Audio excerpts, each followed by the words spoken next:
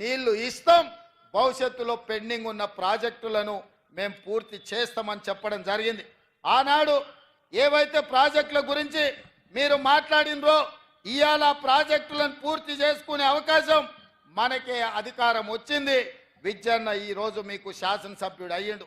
అందుకే ఈరోజు విజ్జన్న శాసనసభ్యుడిగా శ్రీధర్ బాబు మంత్రిగా ఉన్నారు కాబట్టి మీ ప్రాజెక్టుల కోసం బట్టి విక్రమార్క గారు, పెద్దలు ఉత్తమ్ కుమార్ రెడ్డి గారి నేతృత్వంలో ఇవాళ 1035 కోట్ల రూపాయలు R&B శాఖ కావచ్చు, సాగునీటి పారుదల శాఖ కావచ్చు, పంచాయతీరాజ్ శాఖ కావచ్చు, రోడ్ల రవాణా శాఖకు సంబంధించిన పెద్దపల్లి RTC డిపో కావచ్చు, ఈ పనులన్నీ కూడా ఇవాళ మనం పూర్తి చేసుకున్నాము అంటే మీ అభిమాన నాయకులు ఈరోజు ప్రజాప్రతినిధులుగా ఉన్నారు కాబట్టి ఈ పనులన్నీ సాధ్యమైనవి.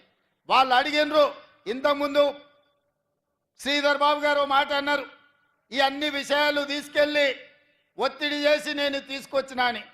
ఆయన ఒత్తిడి చేయలేదు, మమ్మల్ని కూసబెట్టి బెదిరించి సంతకాలు పెట్టించి ఇవాళ మమ్మల్ని ఇక్కడికి పట్టుకొచ్చిండు. మీకు తెలుసు కదా శ్రీధర్ బాబు గారు బెదిరిస్తే ఎట్లా బెదిరిస్తారో. బయట ఉన్నప్పుడే అట్లుంటాడు, తలుపు మూసిండంటే శ్రీధర్ బాబు గారి గురించి మీకు అందరికి బాగా తెలుసు కదా. ఇవాళ ఇవన్నీ వాయిదా వేద్దామనో మళ్ళా చూద్దామనో అని చెప్పకుండా అటు ధర్మపురి కావచ్చు, లేకపోతే రామగుండం కావచ్చు, ఇవాళ పెద్దపల్లి శాసనసభ నియోజకవర్గం కావచ్చు, మంచిర్యాల ప్రేమ్సాగర్ రావు గారు ఉన్నారు, అటువైపు అయినా గడ్డం వంశీ ఎంపీ గారు ఉన్నారు, లేకపోతే వివేక్ వెంకటస్వామి గారు ఉన్నారు. ఈ పార్లమెంటులో 7 అసెంబ్లీలు పార్లమెంటు మీరు అభిమానంతో ఎమ్మెల్యేలను ఎంపీని గెలిపించారు కాబట్టి ఈనాడు ఈ ప్రాంతానికి వేలాది కోట్ల రూపాయలు నిధులు ఇవ్వడమే కాదు, రామగుండంలో విద్యుత్ ప్రాజెక్టు కావచ్చు, పెద్దపల్లిలో సాగునీటి ప్రాజెక్టులు కావచ్చు, ఇవాళ ధైర్యంగా మీరు అడగలుగుతున్నారు, కొట్లాడగలుగుతున్నారు. మాతో చెయ్యి బట్టి సంతకం పెట్టించి మీ శ్రీధర్ బాబు గారు పనులు చేయించగలుగుతున్నాడు. ఇది ప్రజా విజయం, ఇది ప్రజా పాలన, ఇది ప్రజా ప్రభుత్వం. నేను అడుగుతున్నా, భానుప్రసాదరావు గారు ఎమ్మెల్సీ గారు, ఇక్కడ పార్కు లేదు, పార్కు కావాలన్నాడు, స్టేడియం లేదు, స్టేడియం కావాలన్నాడు. ఈ ప్రాంత అభివృద్ధి కోసం నిధులు ఇవ్వాలి అని నాకు నివేదికలు ఇచ్చిండ్రు. చాలా మంది ఎమ్మెల్యేలు ఎమ్మెల్సీలు అందరూ ఇన్ని నిధులు ఇచ్చినా మళ్ళీ ఇన్ని విజ్ఞాపన పత్రాలు తెచ్చిర్రు ఇంకా కావాలి అని. కాయలు కాసే చెట్టుకే రాళ్ళ దెబ్బలు ఉంటాయి.